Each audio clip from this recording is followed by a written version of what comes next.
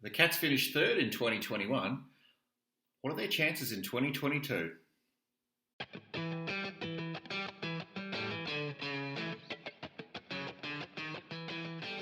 Hey everyone, welcome back to the Hoop Show. My name is Ben Reeve, I'm the host of the show. Today we're going to be previewing the 2022 AFL season for the Geelong Cats, and only the Geelong Cats, of course. This is the Geelong Cats show. But before we get into that, I should just let everybody know we do have a footy tipping competition if anyone's interested in that. I'll leave the details in the show notes if you want to check that out afterwards. A couple of major ins for the Cats this year. Jonathan Segler and Tyson Stengel. Segler from the Hawks and Stengel from the Crows, also by Richmond at one stage. A couple of key outs for us is Lockie Henderson. It's going to leave a bit of a hole in the back line, but hopefully one of our younger backs can fill that void for us. And Jordan Clark, who's moved over to the West to try his luck with Freo. So we'll see how we go with a couple of those major changes.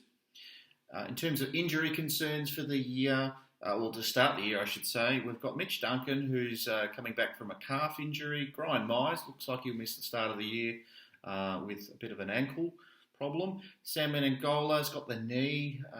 Jack Henry with the foot. And Jonathan Segler, as I mentioned just before, new to the club. He's just recovering from a bit of a knee issue at the moment. So we'll see how those go. There's probably going to be a few other injuries that come out of tonight's game and the Gold Coast, or a few niggles and whatnot, and we've got a few players I think we're resting from that game as well. Let's have a look at coaching staff. So Chris Scott, we've had him since 2011 now. First year in the job, won the premiership for us. So, but he's had a fantastic coaching record that whole time. A couple of new additions though. We've got James Kelly, Harry Taylor, and Matthew Egan.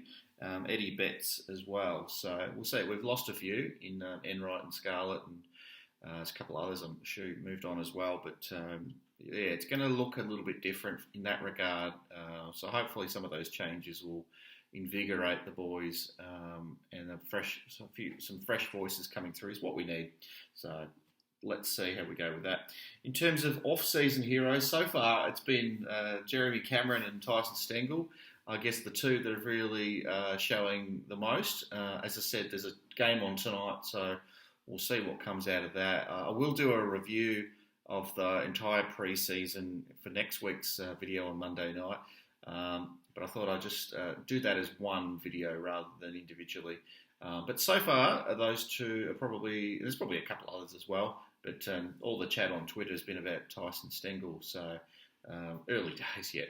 It's just a practice match, but nice to see he's off to a good start at the very least. So anyway, now this is probably where I'm thinking there's going to be some big improvement from, and I've already floated it out there on Twitter, and there's been not a whole lot of buy-in on this one, but I'm thinking Asava Radagalea is just due to explode. And now, prove me wrong when the season ends.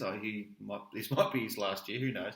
But I would love it if he just went nuts, because if he does, you know what that means. We are going to be pretty hard to beat if he does. So I guess maybe it's more of a wish list for me, but I want him to go nuts, and I've got a strong feeling he's probably, if he's going to do something, now's probably the time he's going to do it. And big baby Guthrie, he's a big baby now. He's put on a bit of muscle over the journey, so he can probably retire the dummy. Not that he's about the dummy, but he's got a little fluff on his chin now too. I don't know, and he's got the little surfy sort of look like the rest of the backline boys. So clearly he's trying to fit in there.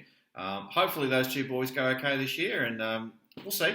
But that's my pick for our big improvers. You might have a different opinion, and that's totally fine. That's what this show's all about. My player to watch of all the younger guys coming through is Cooper White, a young fella drafted from the Falcons, I think, out of Grovedale, a local boy. I like what I've seen so far. Some of the footage that's gone around. He seems to have a good sort of balance and finds the ball pretty well. And it just has, I don't know, just has a look about him. Sometimes I get a feel about a player and I think, yeah, there might be something there. And there's a bit of talk around the place that he's impressed a few. So we'll see how we go. Hopefully he'll be like Max Holmes and play 8 or 9 games this year. And he's one to look for the future, because we are getting to that point where we're going to have to start blooding a lot of new players pretty quickly once this list gets a bit too old, which is starting to get there already. On the decline, this isn't rocket science really. I think we all saw signs of this last year. Luke Dalhouse and Shawnee Higgins. Look, to be fair, Shawnee, first year at the club, it's probably, I don't know. Look, I hope I'm wrong on this one. Hopefully Sean finds his feet and comes good for us, but he's going to be battling with a few other younger guys that also want to do a similar role to him. Dalhouse, I think he's really up against it this year, but he's one of those ones that gets picked week in, week out by the club. So there might be a different approach this year around that with some new faces, but I've got a feeling that this may be the year that we see less of those two. Sad for them because they've been in the system for a long time and both played over 200 games. So, but I think it's probably curtains for those two. Last Chance Saloon. These are players that probably could go a bit longer, but they're using up a few chance tickets at the minute. So Reece Stanley, he's got a bit of pressure from Segler coming in. He's probably lucky in some way that Segler's got a bit of an injury to his knee at the moment. But Reece is probably always on this list year in, year out, sadly for Reece. And Sparkle Narkle, he's on a 1-year contract. Probably flirted with the idea of going elsewhere. I really hope we give him a chance. Clearly there's things that the coaches think that he needs to work on in terms of his game. He gets a lot of the ball, and I think he uses it pretty well. But me being a one-eyed Geelong supporter, I'm not always looking at what he's doing when he hasn't got the ball. So I suspect that's probably part of it, and maybe some of those pressure things. More expert minds might have a different opinion on that. But I'd love to hear your thoughts in the chat about why Narkle's not getting a game. But I hope the two of them make a good go of it. We really need everyone on the list. To win a premiership, I think you need almost everyone in the list to sort of up their game by about 5% every year. So I hope that these two do enough to hold their spot and to keep other players out of the team. But I think especially in Narkle's case, he's got to get into the team at this point. It's probably Stanley's to lose if he doesn't show enough. But we'll see how we go with those two. There's some questions about the defence. I get in trouble all the time for saying defence at home, but the defence. So I'm a bit concerned about what we're going to do with Lachie Neale not being around for anymore. He's gone into retirement, and I really would hope that Guthrie, baby Guthrie, stands up, or one of the other guys. I think what are they throwing Sam De Conning back a little bit to see how he goes. Might be a bit early for him, possibly. I'm hopeful that Koladashny's got a little bit more improvement in him. I'm hoping that he hasn't reached his peak, and this is the best we're going to see of him, but let's hope that he can go up another gear or two over the next few years. I really hope that baby Guthrie, can lock down a defensive spot for the rest of the year and play most of the games. That'd be great for his confidence, I think. All right, moving on to questions about our scoring potential. Now, I'm not so concerned about this one. I've got a few questions here. I think probably the main one's about Rowan. I'm fairly confident about Hawkins and Cameron doing okay again as a team. I think they complement each other pretty well. Are we going to see the decline of Gary Rowan? I think he might have another year or so left in him. Let's not get started on the finals performances, but during the regular season, I think he's a first 22 player, I would hope. I think from what I've seen so far and what I've seen last year of Dalhouse, I think Stengel's probably our small forward solution. If that clicks and Brian Myers can find some form from a couple of years ago, I think that's really going to help us, but we'll see on that one. And I guess the other thing that I started to see signs of last year was opposition defenders starting to figure out ways of combating Tom Hawkins in the throw-ins and the ball-ups, because he clearly has a magnificent effect on our scoring and goal assists in those situations, and we get a lot of our scores from him, through him, in those positions. So you'd imagine oppositions would be putting a bit of work into figuring out ways to get around that moving forward. In terms of our fixture, it's looking pretty good. We've got 6 interstate trips this year, which is probably the good part of it. That's probably not a great thing. We've got one of the good things is we've got 9 games at GMHBA, which is going to be fantastic. I think one of those games is against Melbourne as well, and I think another one against the Bulldogs. We've only got 1 game against the reigning premiers, which is a bit of a relief. So I think we might have 1 or 2 against Western Bulldogs. I can't remember that one. Sadly, we've only got 1 against Hawthorn, which I found a bit odd, considering they're probably our biggest rival club. I would have thought we'd year in, year out play a couple of games against them. So it's just the Easter Monday game this year against Hawthorn. So anyway, and we've got 6 games against top 5 sides. So I guess that's not too bad. I'd guess that we'd probably split those games. I'd like to think so anyway. I think we did pretty well there. I think the first month's not looking too bad for us. We've got Essendon in the first week, and that should be an easy win for us, I'd guess. I don't want to be too cocky and confident, but I feel confident about that. We've got Sydney in there somewhere, and we've got Collingwood as well. I think we're going to be okay the first month. I'm pretty confident, and I'm always a bit of an optimist, but I'm pretty confident that we're going to get our 4 wins out of 4 to start the year off. I'd like to think we would. And that'll really put us in a good position. Last year we were 2-2, and I think the last couple of years we've been 2-2. So I'm feeling a bit more confident this year that we're going to get off to a good start. And I've got a theory that teams that get off to it's probably more than a theory, it's probably based in fact, really. Teams that get off to a good start tend to kick on for the rest of the year. It gives the club a bit of confidence that their systems and our structures are working well, and we keep pushing forward with what we're doing, which is great. Major milestones coming up this year. We've got Joel Selwood. He's going to be hopefully ticking over his 350th game, so that'll be a big day or night, depending on whichever game that falls in.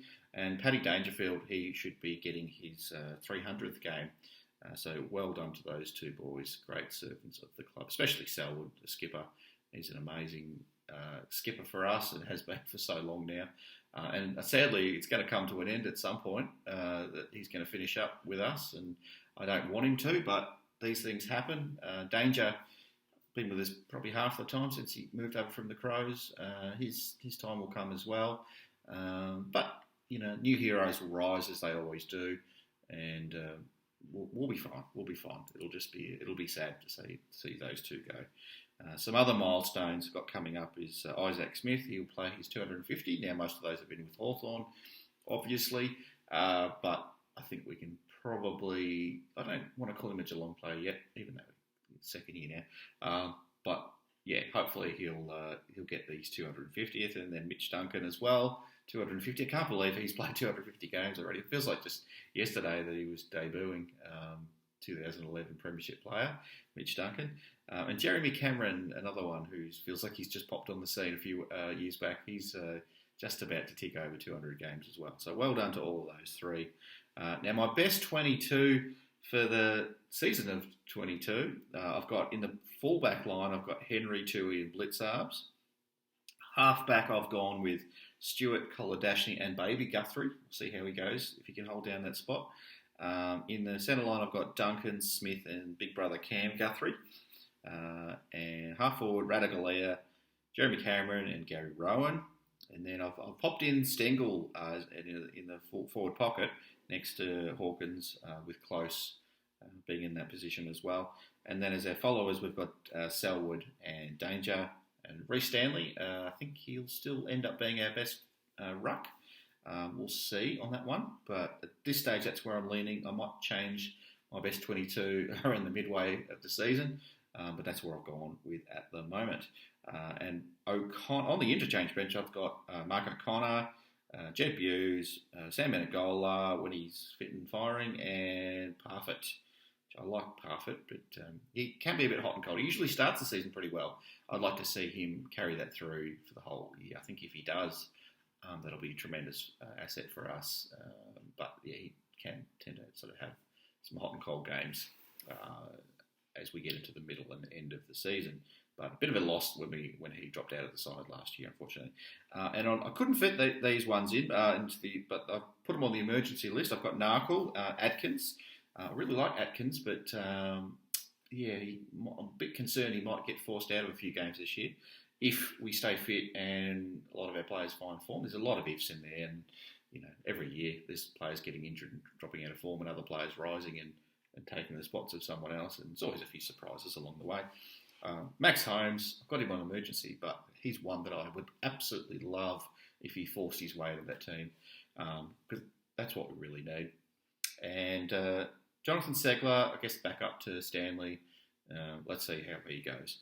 All right, so talked about the first month. I think the only other team I didn't mention was Brisbane Lions. That's probably going to be the big one in terms of the first month. Prediction, I'm going to go with Geelong, and I've looked at the ladder. So, yes, I'm a biased, one-eyed, stupid Geelong supporter, but I've had a look at the ladder, and I think we've got a pretty good fixture, and I'm going to pick 19 wins, 3 losses. I reckon that's going to sit us around about first or second on the ladder, depending on how other teams go. I'm pretty confident that we're going to take our opportunity. Last year was a bit of an aberration. We so close to winning the premiership the year before. We were 4 goals in front. Oh my God, there's pain from that still. Not as bad as 2008, but it still hurts. And I'm going to be even cockier, and I'm going to say here's the beginning of a new era, especially if these young kids come through. I like what I'm seeing from the last couple of drafts, so let's keep our fingers crossed on that one. So premiership, guaranteed premiership from the Hoops. The Hoops says it. Lock it in, everyone. It's going to happen in 2022, and we'll see you on Grand Final Day. It's going to be good fun. So what do you think? How do you think our season's going to go in 2022? Have you got a different opinion? You've got some other players in mind that are going to drop off or really stand up for us? I'd love to hear. Love to have the chat going. Get your thoughts and opinions on that. If you haven't already, maybe check out the season review video. I put that out last Monday night, and as I said earlier, next week I'm going to put out a pre-season review video, and then we get into the real stuff, don't we? Round 1 against the Bombers at the MCG Country Week. So anyway, thanks for watching. Click the links there's a couple of video links here, there, and everywhere, so check them out, and we'll see you next time. Take care. See you later. Bye, Cats. Go Cats!